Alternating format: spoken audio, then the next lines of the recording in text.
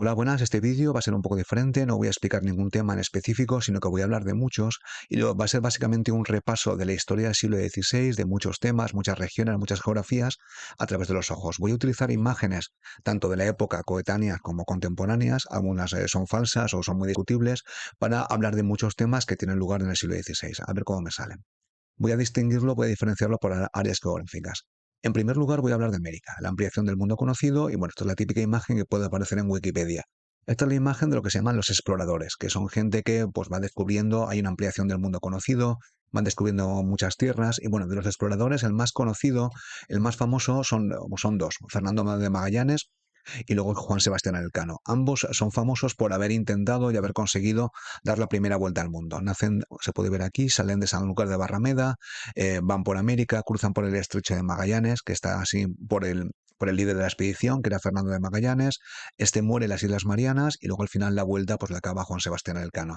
Creo que salieron 5 barcos y volvieron uno, muy poquitas personas. Fue una gran proeza y en su época fue muy conocida. Aquí hay más imágenes. Aquí se puede ver a Hernán Cortés, el famoso conquistador de México. Esto es una imagen, una pintura del siglo XVI. Se le puede ver ahí serio, adusto, como un hidalgo español. Esta imagen creo que está hecha por una inteligencia artificial y habla pues un poco de la traductora, la amante, doña Marina, doña María La Malinche, que es muy famosa en México. Esta chica le hizo de traductora y le permitió a Hernán Cortés entender pues muchas de las cosas de las más específicas de la cultura mexica, azteca, y probablemente pues fue esencial a la hora de la conquista. Aquí tenemos una imagen idealizada de la capital del Imperio Azteca, Tenochtitlan, espero haberlo pronunciado bien, que vamos, cuando Cortés habla de ella, pues habla de una ciudad con templos muy bien organizada, con miles de habitantes. Estaba situada en una llanura, entonces yo creo que esto es una buena reconstrucción, por lo menos es la que aparece en internet. Aquí se puede ver un mural, creo que es de Diego Rivera, y se puede ver un poco el encuentro entre, un poco no, seguro, el Moctezuma, el emperador de los aztecas, que se puede ver que está aquí, el cual recibe a Cortés en la ciudad de Tenochtitlan. Aquí está Cortés. En el centro se puede ver a la Malinche, que hace de traductora, a la derecha los castellanos o conquistadores, a la izquierda pues los mexicas que la reciben. Todo el mundo sabemos que luego acabó muy mal y al final el Moctezuma murió bueno, en los problemas que surgieron después, pero bueno, esta es una imagen bastante icónica, creo que es del muralista Diego Rivera. Bueno, ahora paso al Imperio Inca. Esta imagen, a ver si lo digo bien, es de Ollantaytambo, que está en los Andes, en el Perú, y es una imagen muy espectacular porque nos permite ver un rasgo muy típico de la economía, de la cultura inca, que es su gran aprovechamiento de las montañas. Ellos cultivaban en terrazas, además investigan con muchos tipos de alimentos. Creo que hay más de 50 tipos de papa que nacen en el Perú, y se puede ver aquí cómo conseguían alimentar una población tan grande en una zona tan difícil como son los Andes. Aquí se pueden ver las terrazas que se ven aquí y es una zona absolutamente espectacular. Es una imagen también típica de los incas, que es la ciudad perdida de Machu Picchu. Aquí se puede ver una llama, porque se ve que las llamas eran el único animal doméstico que existía en América antes de la llegada de los conquistadores. Creo que la alpaca también, que conseguían pues, carne y lo utilizaban como medio de transporte. Y bueno, la idea de esta ciudad es también para mostrar pues, las habilidades arquitectónicas de los incas y también cómo los españoles o castellanos, que eran muy pocos, pues apenas dominaban el territorio, porque esta ciudad pues, permaneció desconocida para los conquistadores y pudieron vivir de forma bastante independiente, autónoma, hasta que luego la ciudad pues abandonó. Fue descubierta, si no me equivoco, bueno, redescubierta por un tal Irán Bingham en 1900, aunque algunos locales ya la conocían, y vamos, es una zona absolutamente espectacular. Bueno, esta imagen obviamente es de un videojuego, son las flotas de Indias. Porque al descubrir las minas de Potosí en Bolivia de oro y plata y Zacatecas en lo que es Nueva España o México de plata, pues el rey de España se convirtió de repente en la persona más rica del planeta. Entonces, como por supuesto este oro se enviaba en barcos en separado, en galeones, pues había peligro de piratas, pues los castellanos organizaron las flotas de Indias, que iban todos juntos, los barcos. Aquí creo que hay demasiados barcos, desde Cuba más o menos hasta la península ibérica. Tenía la ventaja de que iban más protegidos, creo que solamente fueron robadas una vez las flotas de Indias, pero al mismo tiempo era un sistema muy lento, muy poco operativo y hacía que el comercio entre América y la monarquía hispánica pues fuera más dificultoso. Bueno, he hablado de América, he dicho muchas cosas, ahora voy a hablar de la Reforma Protestante y los conflictos que genera, la Casa Dividida. Entonces, aquí tenemos una imagen de Martín Lutero, que era un antiguo monje agustino. Se puede ver que es un monje por la tonsura, que tiene el pelo de arriba rapado, y se puede ver que está clavando en la catedral de Wittenberg sus famosas tesis contra el Papa, porque él estaba muy indignado con muchos curas y muchos alemanes por algunas de las políticas, las indulgencias del Papa, y estaba protestando. Martín Lutero inicia la Reforma Protestante porque protesta contra el Papa o evangélica, que tomaría bastante fuerza en Europa en el siglo XVI. Y se puede ver una imagen típica del libro de texto de cómo estaba la Reforma Protestante. Se puede ver que la zona de España o Italia permanece católica. Luego en Inglaterra está la Reforma Anglicana, que es un protestantismo un poco peculiar. Luego en la zona que está un poco, sí, en esta zona son los calvinistas, y luego en esta zona de Alemania son luteranos que seguían bueno, las ideas de Martín Lutero. Se puede ver cómo Europa queda dividida religiosamente. Lo más curioso, y aparecerá después, es que en Francia había un montón de comunidades protestantes, que ahí se llamaban hugonotes, que le plantaban cara al rey y querían conseguir la tolerancia del rey de Francia. Bueno, y tenemos una imagen de Enrique VIII en Los Simpsons. Se puede ver aquí a Enrique VIII, que es Homer, y aquí la imagen de Hans Holbein, que es un pintor del siglo XVI, un pintor buenísimo por otra parte. Aquí a su lado está March, que hace de su esposa, Catalina de Aragón, que era hija de Isabel la Católica, y Enrique VIII en principio, estaba enfadado con ella porque no podía tener hijos varones. Y bueno, como no podía conseguir el divorcio del Papa, pues se divorció de ella y creó su propia iglesia, que es la Iglesia Anglicana o de Inglaterra.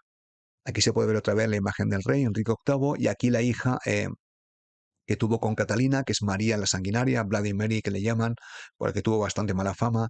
Se casó con Felipe II, no pudo tener hijos, descendencia.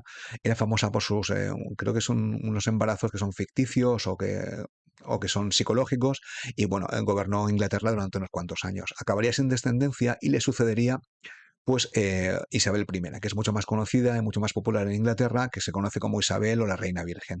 Se dice así porque nunca se casó, nunca tuvo hijos.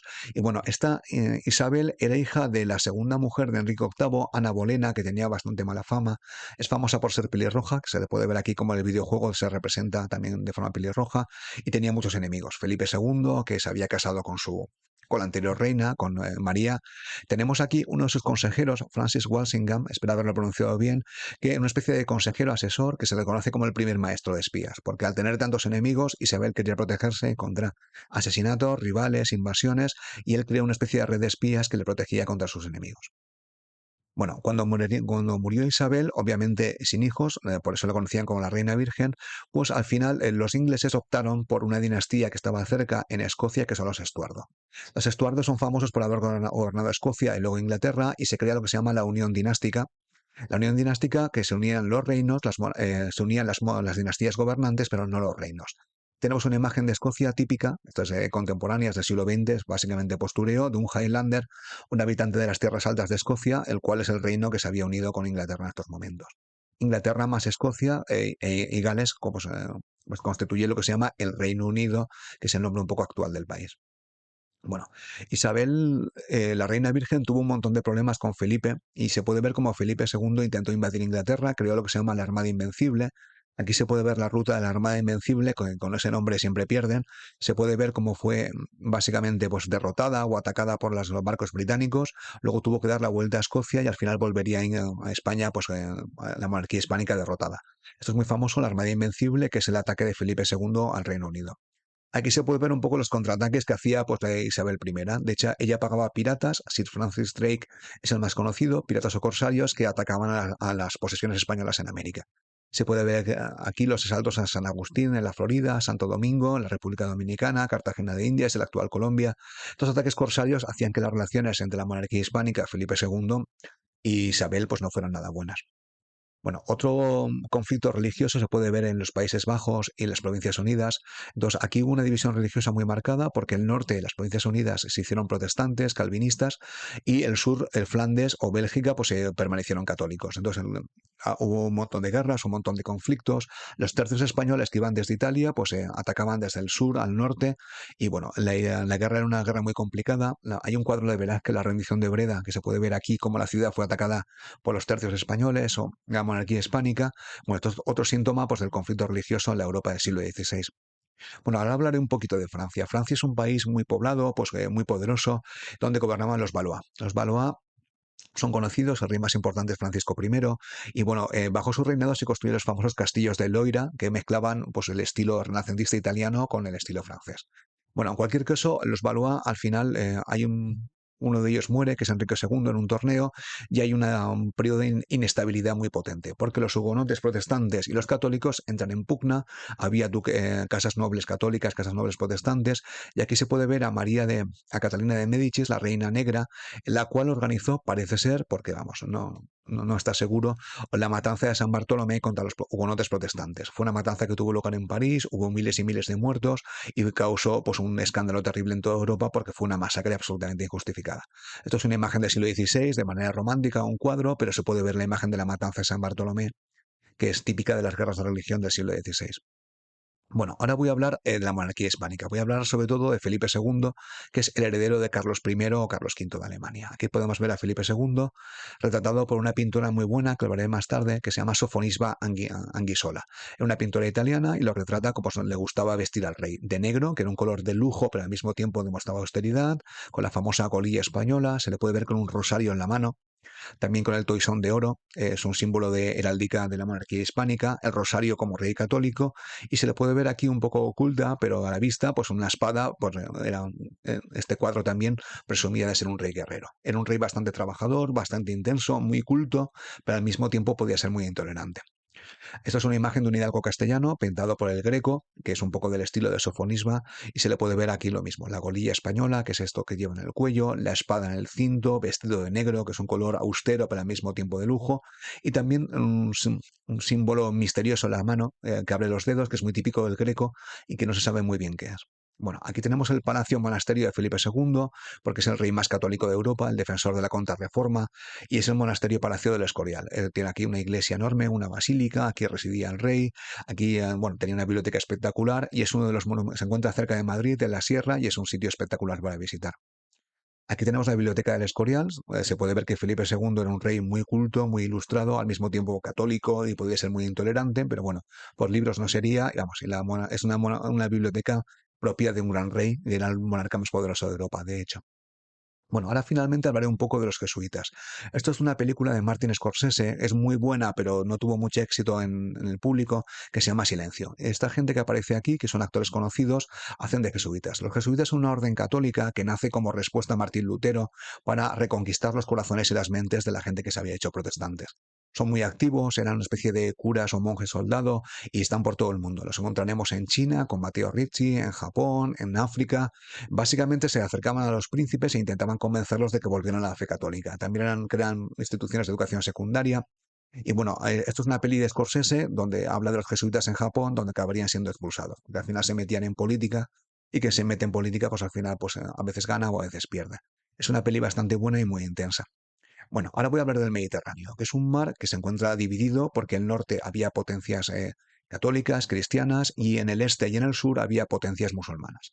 Bueno, entonces voy a hablar de alguna imagen. Por ejemplo, esto que está aquí en rojo es una de las potencias más conocidas en el Mediterráneo oriental, que es la República de Venecia. Venecia está aquí, es una ciudad importantísima, es una república, la única importante que hay en esta época, y tenía un montón de territorios en el Mediterráneo. Tenía pues una gran flota y los intentaba proteger. Aquí aparece como que tiene controlada parte de Grecia, aunque creo que es un poco exagerado. Pero sí que es cierto que tenía controlada Creta, donde nacerá el Greco, Doménicos Theotokopoulos, y luego Chipre. Entonces era una potencia naval importantísima y se puede ver aquí pues una imagen, un cuadro de Venecia.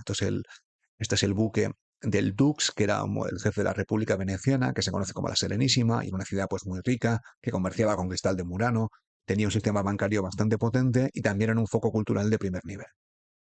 Bueno, también en el Mediterráneo encontramos a la Orden de Malta. Era una orden de caballeros cristianos que hacían voto de castidad, pobreza y obediencia y al mismo tiempo eran soldados o caballeros. Se puede ver aquí la visión de Playmobil y bueno, en la Orden de Malta eran famosos por combatir contra los musulmanes. Eran comerciantes, piratas, todo hay que decirlo, y también caballeros cristianos. Tenían bastante buena fama y son famosos porque consiguieron resistir el ataque del Imperio Otomano en la segunda mitad del siglo XVI. Y se les puede ver en el famoso sitio de Malta. Esto es una foto actual, vamos, porque la orden de la isla de Malta hoy en día pues, se gobiernan por su cuenta, pero todavía tiene mucha tradición de la orden. Aquí tenemos una imagen de los turcos, los otomanos, se les puede ver por el famoso turbante, con sus famosas tropas de genízaros. Los otomanos estaban descontentos con los caballeros de Malta, a los cuales consideraban, y con cierta razón, piratas, y bueno, ya intentaron asaltar la isla de Malta para conquistarla. Con Chipre sí que tuvieron éxito, pero con Malta acabarían fracasando, y se puede ver aquí al sultán otomano pues interrogando a los prisioneros. Aquí tenemos un ejemplo de pirata de tipo pues, musulmán o berberisco, que se puede ver aquí el nombre de Barbarroja. Esto es una representación pues, en un cuadro de estilo barroco, ¿no? Entonces los piratas berberiscos también atacaban las costas y hacían un poco el comercio más complicado en el Mediterráneo. Bueno, al final el acontecimiento más conocido en el Mediterráneo fue la famosa batalla de Lepanto, donde se juntaron la monarquía hispánica, acordados de Felipe II, la República Veneciana, las galeras del Papa, y aquí se puede ver las galeras de la Orden de Malta, y combatieron contra las galeras del Imperio Otomano, que tenían tropas cristianas, musulmanas y cristianas de tipo ortodoxo sobre todo. Fue una gran batalla naval, participaron centenares de barcos, se podía casi luchar de pues, en barco a barco. Se puede ver aquí que el tipo de barco es diferente porque son galeras, van a remo y vamos, básicamente fue una batalla de abordaje. Es bastante famosa porque detuvo a los turcos durante un tiempo y también porque en ella participó el famoso escritor Miguel de Cervantes, el famoso Manco de Lepanto. Bueno, ahora voy a hablar de cosas más amables, no solamente de guerras, porque en el Mediterráneo pues había también bastante comercio. Esto es un ejemplo de un producto que se hace en Marruecos, en el Sultanato de Fez. Esto es una cortiduría, se llama chouguara, son antiquísimas y hacían productos de cuero, siguen haciendo, creo, pues de altísima calidad. Estos productos de cuero eran muy apreciadas tanto en el norte del Mediterráneo como en el sur. Se negociaba. Otro producto de calidad que se fabricaba y que venía de Oriente son las alfombras. En este caso viene de Persia, que tienen tramas elaboradísimas, son espectaculares. Esto es un cuadro que se llama El matrimonio de Arnolfini, que me gusta mucho, es del siglo XV. Se puede ver en este cuadro una alfombra traída desde Persia, desde Oriente, a través del Imperio Otomano. O sea que no solamente eran guerras, también comerciaban con todo tipo de productos. Estas alfombras de Oriente eran muy apreciadas y en el caso del matrimonio de Arnolfini llegaba al puerto de Gante. Así que imaginas la ruta que tenía que dar. Cruzar el Mediterráneo, Gibraltar y luego llegar a lo que eran los actuales Países Bajos o Bélgica. Bueno, ahora voy a hablar un poquito del mundo del este, que a veces se ignora, de Polonia, Rusia y Ucrania, y alguna cosita. Esto es un cuadro muy conocido de un pintor del siglo XIX llamado Ilya Repin, donde habla del zar más conocido de Rusia de este siglo, que es Iván IV el Terrible, aunque creo que en ruso es el Gritón, creo que se llaman Ogromnie, Iván IV el Terrible, el Poderoso. Este zar, que zar es el nombre de rey en ruso, que viene de César, pues fue muy conocido por haber intentado reorganizar el Estado, porque los rusos de Rusia era una zona un poco considerada salvaje por el resto de países, creó una guardia personal de mosqueteros, intentó más o menos conseguir el mismo poder que sus homólogos en Francia, en la monarquía hispánica. También es famoso por su mal genio o su carácter psicopático, por haber matado a los boyardos, a la nobleza, incluso a su propio hijo. Esto es una imagen donde el cual ha matado a su hijo y está un poco arrepintiéndose.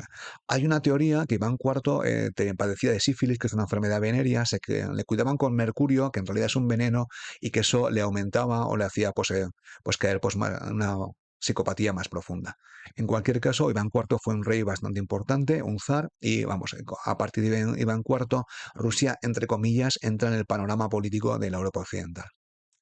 Tenemos una imagen también típica de la Europa del Este, que son los cosacos. Los cosacos son pueblos de las estepas, montan a caballo, eran pueblos libres, salvajes. Esto es un cuadro de Ilya Repin y habla de un suceso del siglo XVII, pero nos vale para ver cómo eran los cosacos y cuál era su estilo de vida.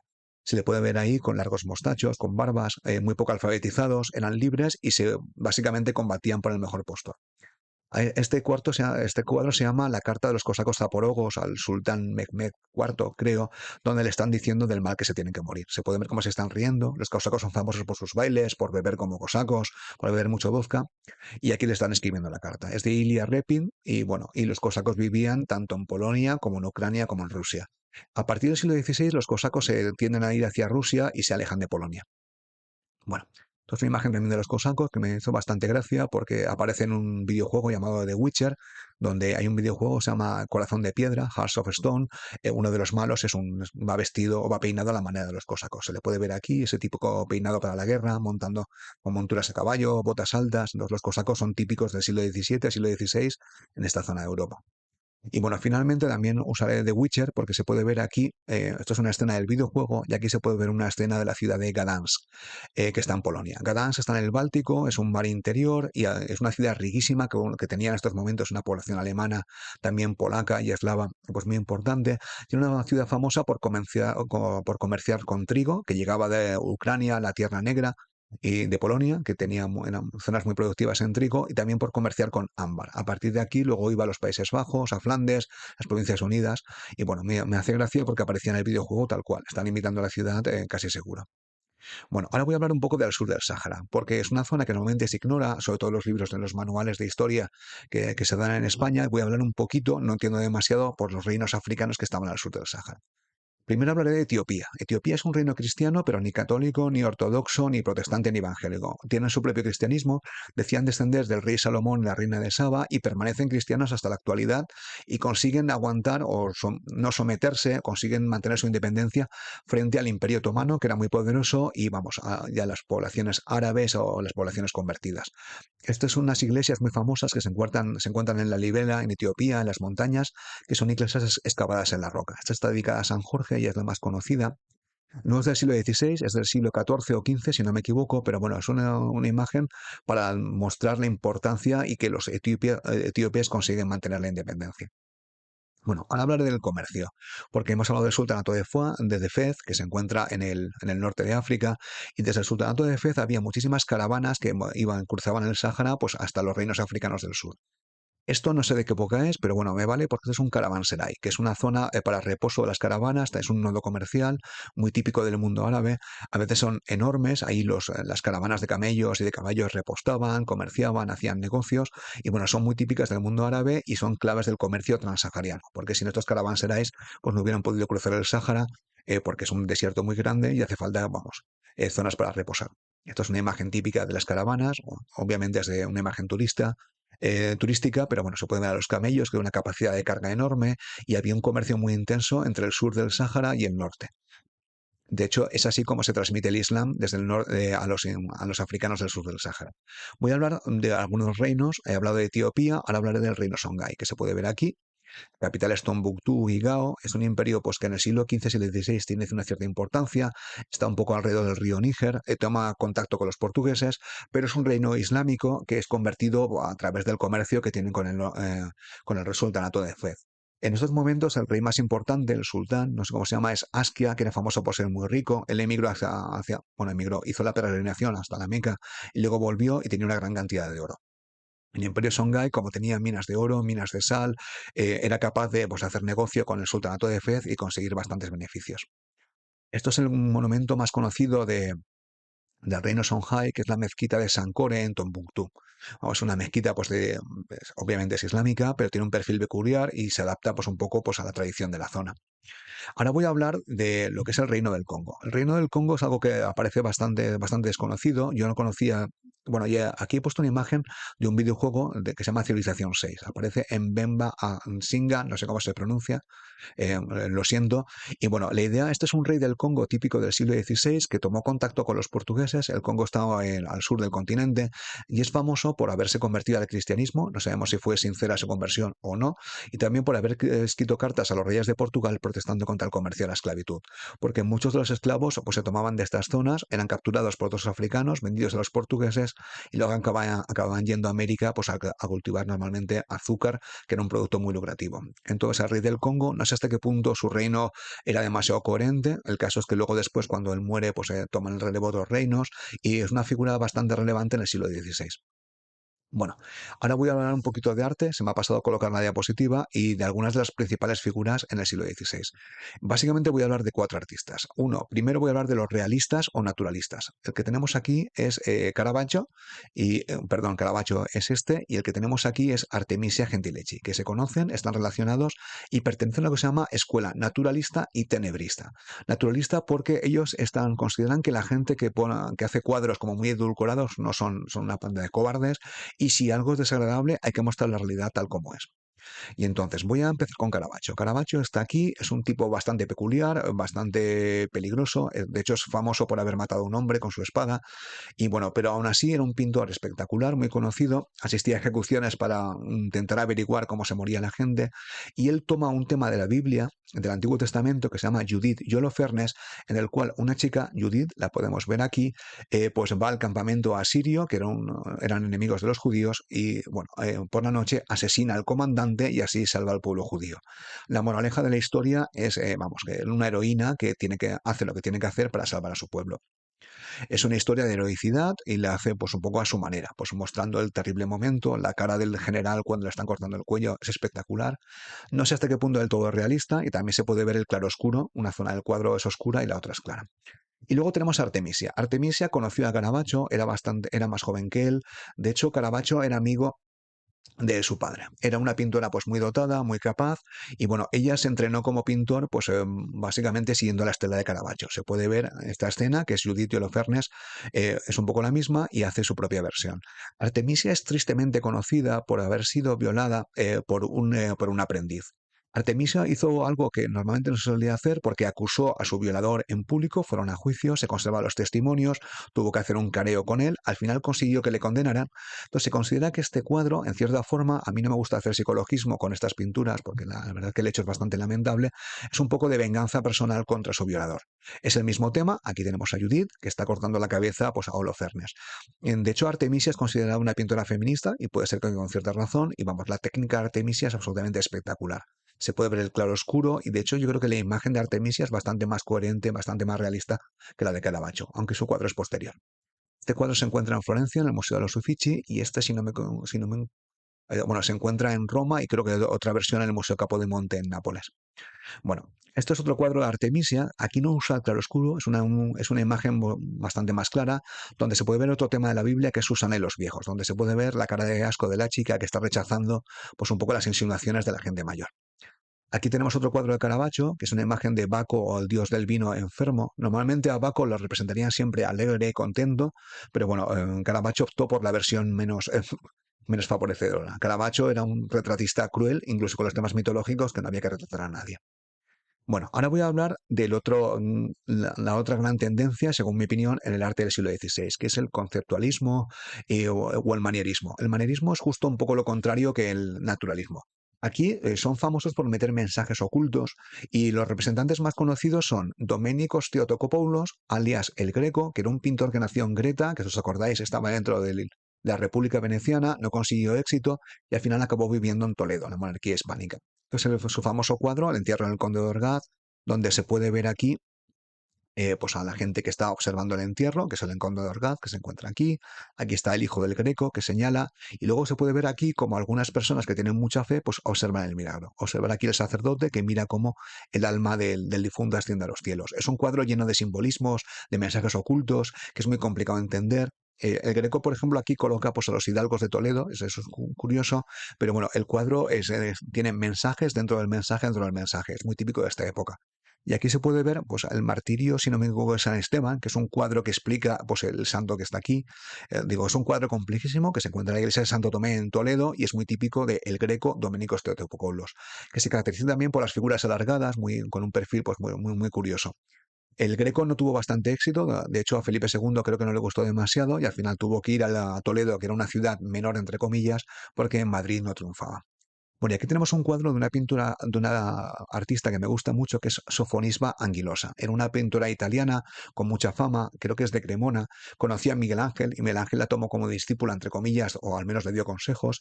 Esto es un cuadro, pues las hermanas Anguisola jugando al ajedrez. Es un cuadro muy amable, donde se están jugando las hermanas, también probablemente llena de simbolismos. Es un cuadro mucho más amable que los de Caravaggio y Artemisia. Es el otro estilo. Sofonisba fue la pintora de corte de de Felipe II y su mujer, que era francesa, Isabel de Valois, y bueno, acabó feliz y reconocida. Y de hecho creo que Felipe II le dio una pensión. Bueno, es un ejemplo de los dos estilos de pintura, el naturalista o realista y luego el manierista o conceptualista. Bueno, pues espero que no haya sido muy largo y con esto he acabado.